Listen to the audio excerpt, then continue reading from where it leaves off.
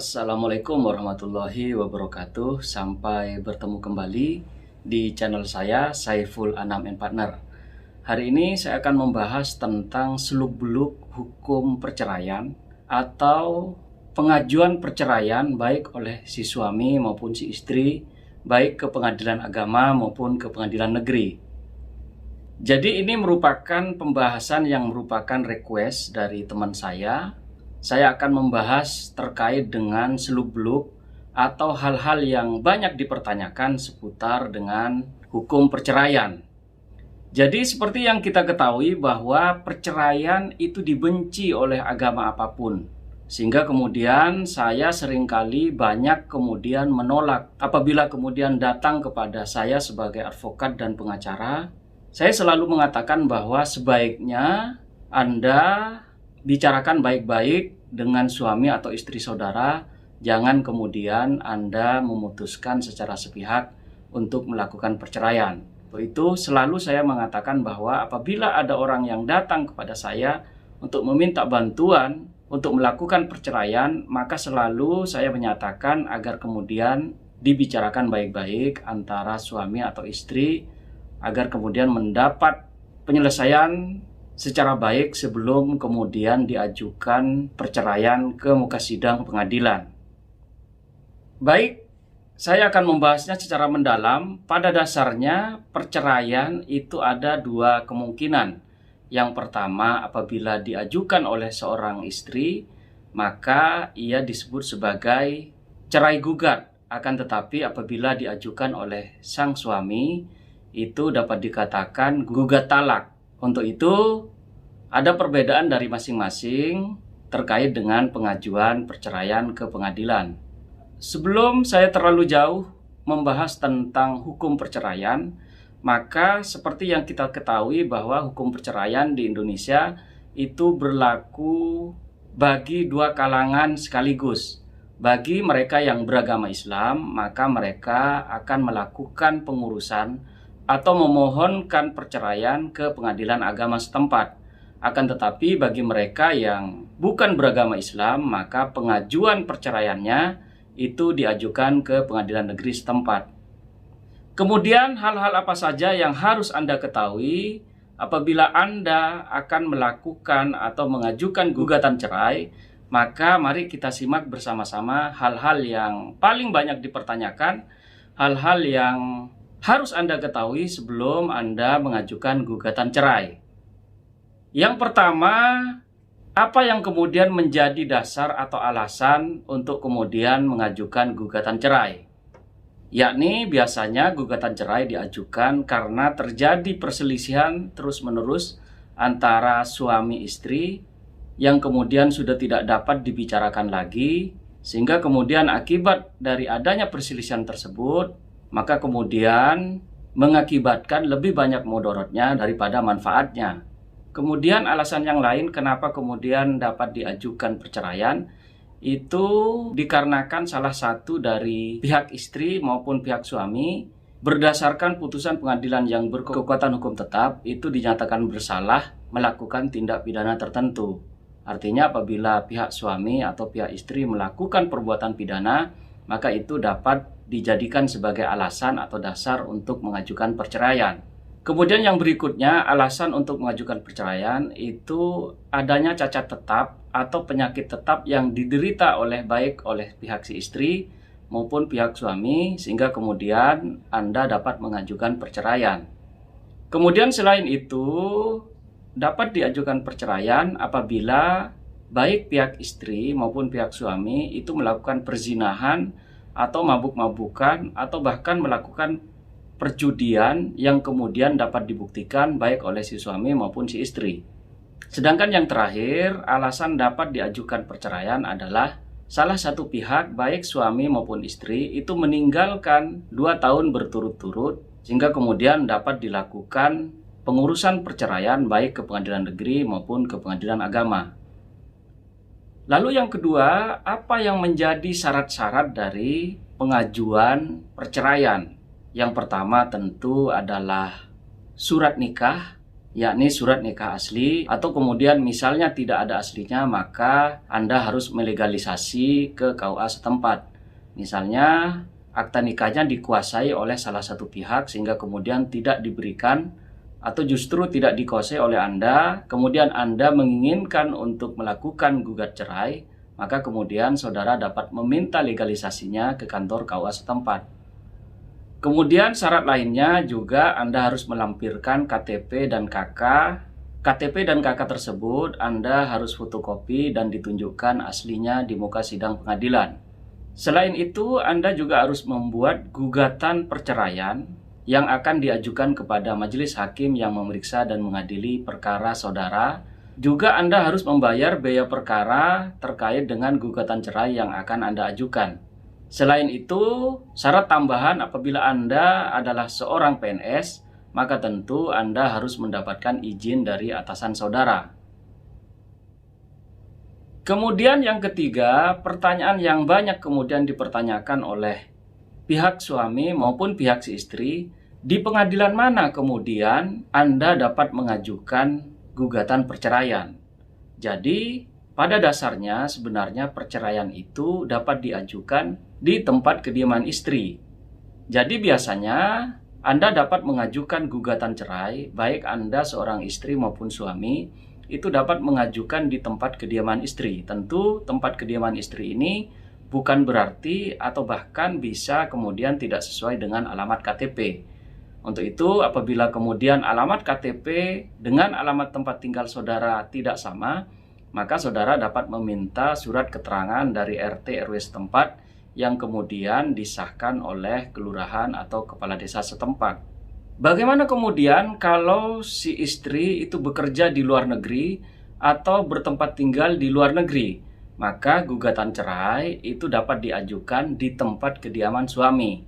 Jadi misalnya Anda sebagai TKW atau Anda sebagai pelajar atau Anda bahkan sebagai warga negara asing yang tinggal di luar negeri ingin mengajukan gugatan cerai, maka tentu apabila suami saudara itu berada di Indonesia, maka Anda dapat mengajukan di wilayah hukum pengadilan tempat di mana suami Anda tinggal.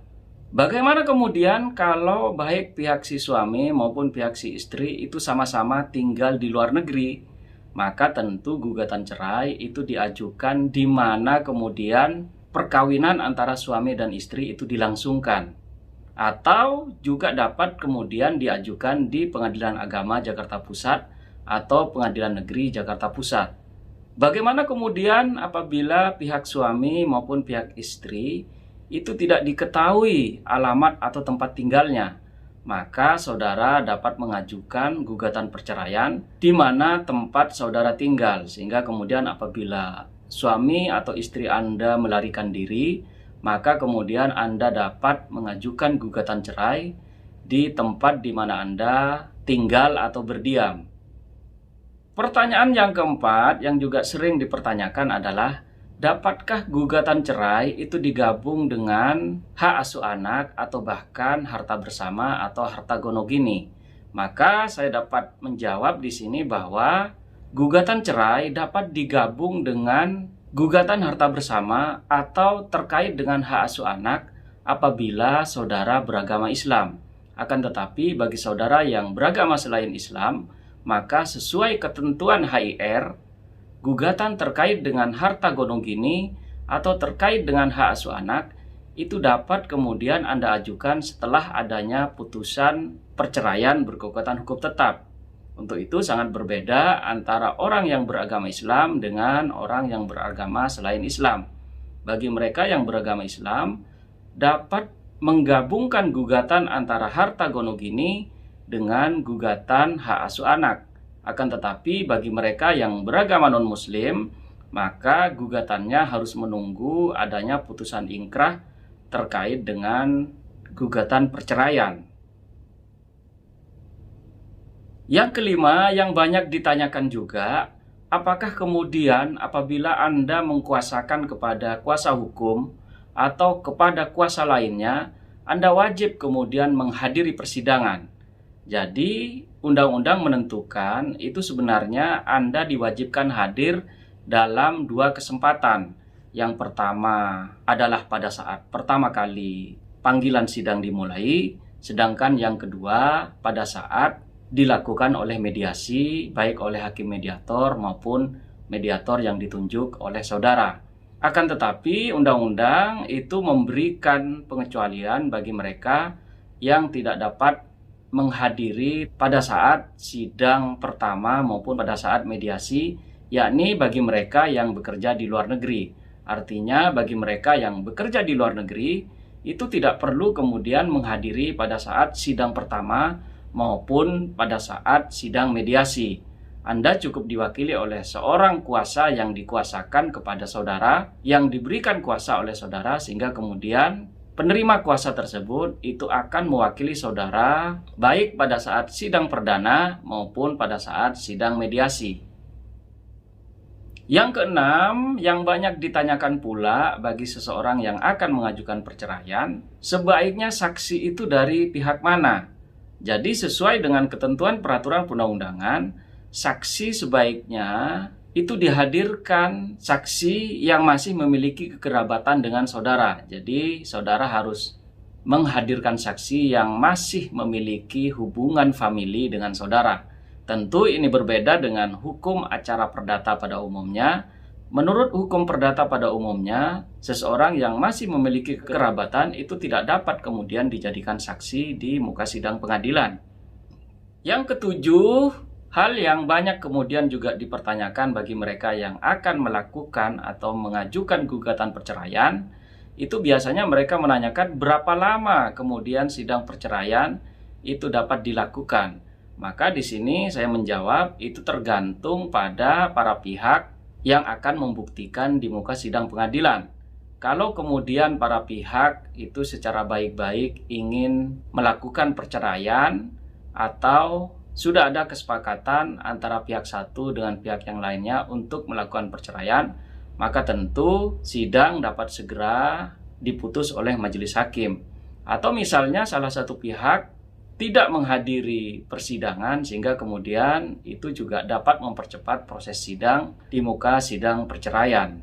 Untuk itu, untuk mempercepat proses sidang, maka sebaiknya Anda melakukan komunikasi baik dengan istri saudara maupun dengan suami saudara untuk kemudian agar majelis hakim mempercepat proses persidangan di muka sidang pengadilan negeri maupun pengadilan agama.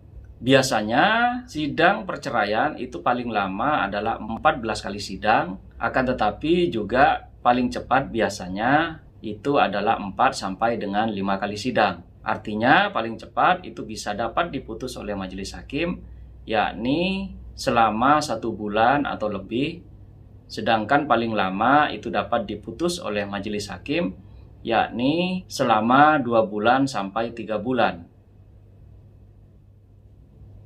Yang kedelapan, yang banyak juga dipertanyakan oleh seseorang yang akan mengajukan perceraian, itu adalah berapa harga mengurus perceraian. Tentu harga ini bervariasi tergantung dari kualitas advokat atau pengacara dan konsultan hukum yang Anda kontrak, juga dapat berhubungan terkait dengan apakah sidang yang akan diajukan itu berpotensi lama atau tidak. Apabila kemudian sidangnya itu tidak dihadiri oleh salah satu pihak, maka tentu sidang tersebut itu akan cepat selesai. Akan tetapi kalau kemudian antara para pihak sama-sama menggunakan jasa advokat atau pengacara, maka tentu sidang tersebut akan menjadi lama. Mengenai tata cara menentukan atau menghitung jasa advokat, nanti saya akan berikan linknya di deskripsi dalam video ini.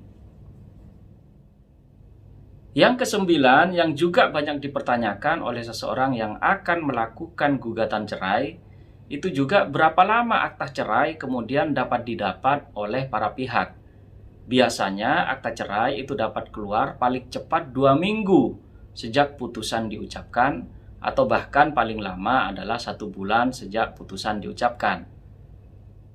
Inilah 9 hal yang dapat saya sampaikan terkait dengan hal-hal yang banyak dipertanyakan, hal-hal yang paling banyak dibicarakan apabila saudara akan mengajukan gugatan cerai, baik ke pengadilan negeri bagi mereka yang bukan beragama Islam maupun ke pengadilan agama bagi mereka yang beragama Islam.